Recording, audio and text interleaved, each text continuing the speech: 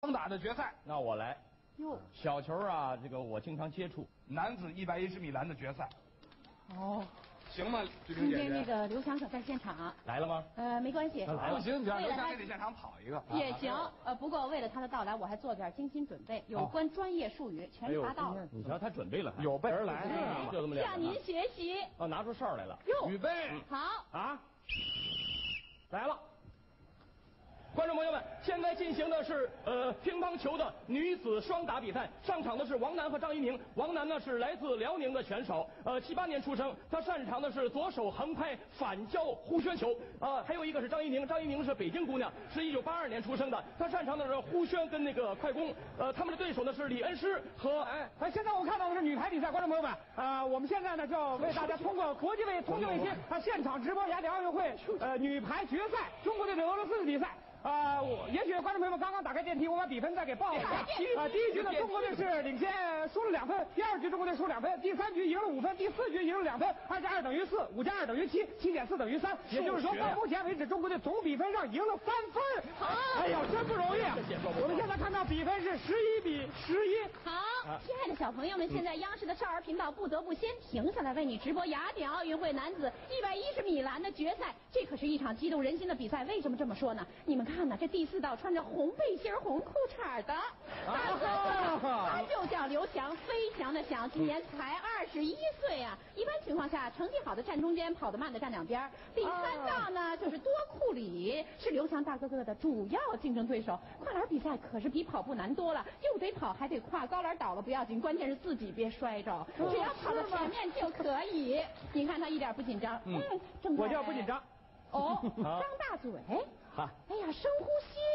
哎呀，接下来还要做点什么动作呢？好，我们一起来看一看啊，屏住呼吸。哎呀，他再拍拍脸，再拍拍肩。好了，先看点别的吧，一会儿再回来。好，现在是乒乓球。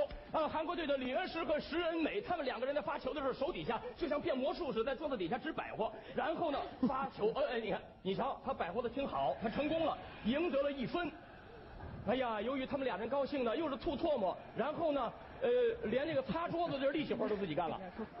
哎呦，现在我们又回到了这个女排比赛的现场，现在的比分是还没有打出来我们待会儿看一看这个电视屏幕啊，大家自己看现在发球的是杨浩。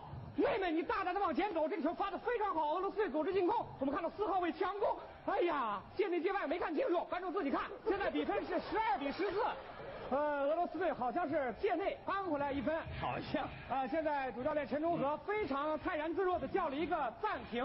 现在的比分呢是停留在14比12，已经到了赛点，非常的不容易。这是俄罗斯队的主教练卡尔伯利在布置战术。卡尔伯利的脾气不好，大家都知道，经常骂人。有什么话你就直说嘛，你骂人有什么用呢？对不对？你不说他知道你需要什么吗？对不对？再说了，你脾气不好，吓坏花花草草的也非常不合适嘛。我们现在看的是美女加莫王，她的个儿非常的高，可以说呢仅次于姚明但如果可惜姚明没来，姚明如果来了，他就没有发挥的余地。不过没关系，有赵蕊蕊，可惜赵蕊蕊受伤了。但是我们其他的队员还是能够打得非常好的。现在我们看到队员们已经一鼓作气，做好了重新的好，男子110米栏的决赛开始了，只听砰的一声枪响，我怎么停了？有人在抢跑，克拉梅尔3353号。你呀，你着个什么急呀？告诉你啊，再抢跑一次的话，大灰狼准来把你吃了，把你罚下去。现在怎么办呢？先给他一张黄牌，你看可以吧？好了，告诉你，刘翔哥哥不会犯这种的低级错误。你该不是给他捣乱的吧？行。完事儿，我再批评你。现在又到了韩国队发球了。这个韩国队在发球之前呢，总愿意做手势。他告诉我们，这个手的关节还非常的灵敏，然后高抛发球，想再得1分。好，我们中国队得分。韩国队的心里头特别着急。中国队的这个王楠队张怡宁说别着急，让他们打。回去之后呢，我们到萨拉博尔请他们搓一顿。现在又回到女排比赛的现场，14比12。现在是到了非常关键的时候，俄罗斯队发球。我们看看中国队怎么样组织这个战术，到底是晴空霹雳还是幻影游动？显然是要打4号位强攻，老将张岳红一记重扣。哎呀，第一记没有扣死对方啊！俄罗斯队反攻，好一招鱼翔前底，再来第2招。哎呀，就差梅花3弄了，现在已经2记重扣了，还是没有扣死对方。中国队继续组织进攻，张岳红再来，哎呀，赢了！哎呦，三老百姓，家人们真高兴，怎么样？三老百姓，家人们真高兴，三老百姓，家人们真高兴，真高兴，家人们真高兴，高兴。观众朋友们，20年呀，10年磨一剑，20年得磨2把剑呀！啊，从84年洛杉矶奥运会咱们拿过奥运会的冠军，到现在整整等了20年呀，真不容易呀！让我们为女排姑娘们加油！现在是乒乓球了，乒乓球现在是胜券在握。现在呢是韩国队发球，我们中国队呢积极应战。现在韩国队呢感觉到有压力了，互相之间呢得悄悄说点话，说什么呢？说他们那个战术怎么样？前轱辘扔，后轱辘扔，后轱辘比前轱辘大连拳，造不起的。尽管我们这张怡宁呢和王楠没有听明白，但是我们信心百倍。好，我们赢了！啊！蔡振华举起了拳头，所有现场的朋友们全都欢呼雀跃。我们中国乒乓球队又为我们中国代表团增加了1枚金牌，掌声祝贺他们！好，男子110米栏的决赛这就开始了。只听锵锵一响，刘翔大哥哥跑在了最前面。他起跑还是很顺的嘛，他像一只小鹿，又像一只羊驼，更像一只猎豹。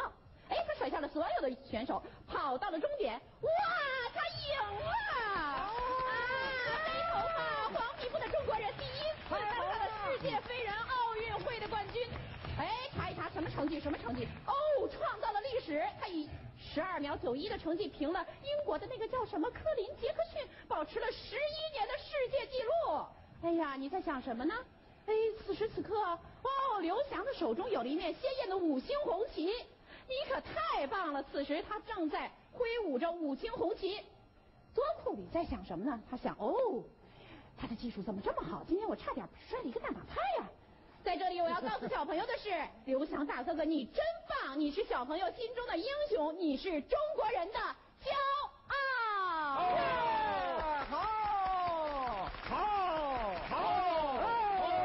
谢谢。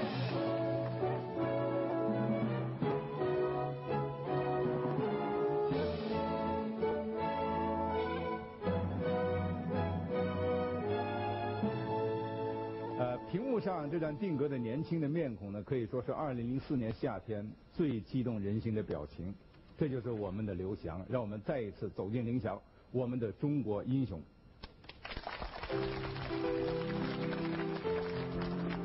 谢谢。